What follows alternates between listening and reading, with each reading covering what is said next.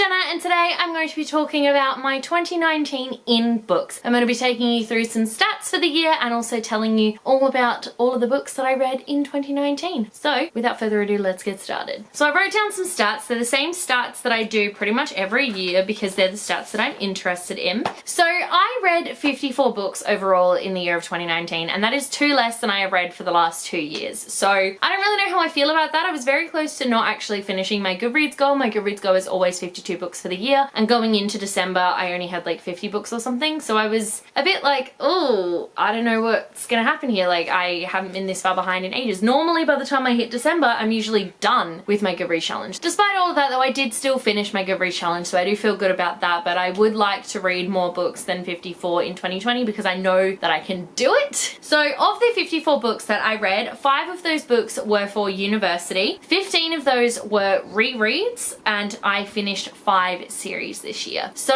the fact that I reread 15 out of 54 books is not a great ratio, I guess. I feel like I am rereading too much, but at the same time, like, I love rereading books that I've already read because, you know, they're your favorite books for a reason. Like, you are going to want to reread them, so I don't feel too bad about it, and I feel 15 out of 54 is not that bad. It's not like I reread half of them and the other half were new books, so the majority of the books were new to me. And the fact that I finished 5 series is really awesome. I think some of the series might have been me starting and finishing, but that's not a problem. I know some of them were duologies that I finished, but still counts as finishing a series, so I'm pretty happy with that. Of the books that I read, 15 of them were 5 stars, 20 of them were 4 stars, 13 of them were 3 stars, 6 of them were 2 stars, and I had no books at 1 star. So I sort of have this thing this year where I was really reluctant to give out 5-star reads, and the 5 stars that I did give out were mostly to reread books because I reread them because I love them so much. And it was weird to think about. I was sort of like, huh, I didn't really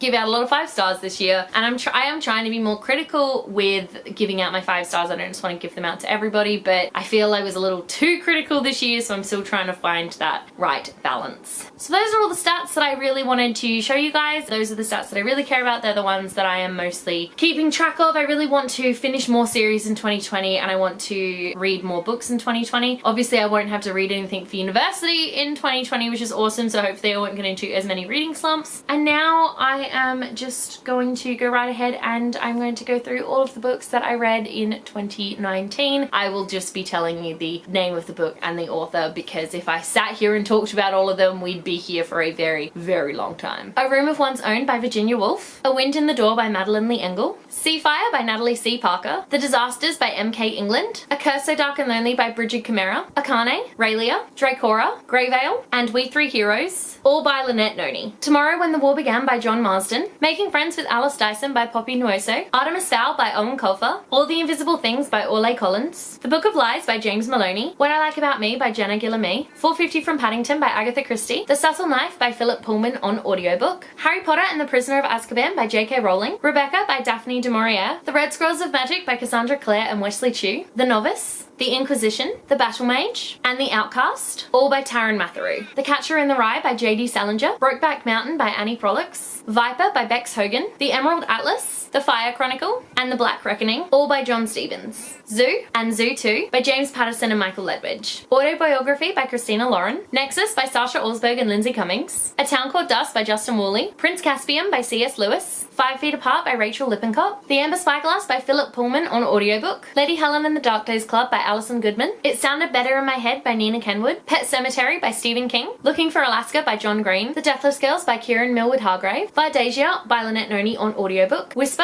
and Weapon, both by Lynette Noni, Frozen 2 Forest of Shadows by Camilla Benko, Star Wars Resistance Reborn by Rebecca Rowanhorse, One of Us is Lying by Karen M. McManus, A Swiftly Tilting Planet by Madeleine Lee Engel, A Very Madoran Caldoris by Lynette Noni, Again But Better by Christine Riccio, and lastly One of Us is Next by Karen M. McManus. So there you go, those were all of the books that I read in 2019. I think I read kind of an eclectic bunch. I loved a lot of the books that I read this year. I didn't like some of them, obviously, and I thought I had a pretty decent reading year considering I was finishing up university. I started full-time work for the first time, and I literally had a month in September where I didn't read a single thing. So considering all of that, I'm pretty happy with how this year's reading turned out. Thank you guys guys so much for watching. Let me know in the comment section below what books you read in 2019 and what some of your stats were, because I would absolutely love to know. If you like this video, be sure to give it a huge thumbs up and don't forget to subscribe to my channel so you don't miss a thing. Stay random.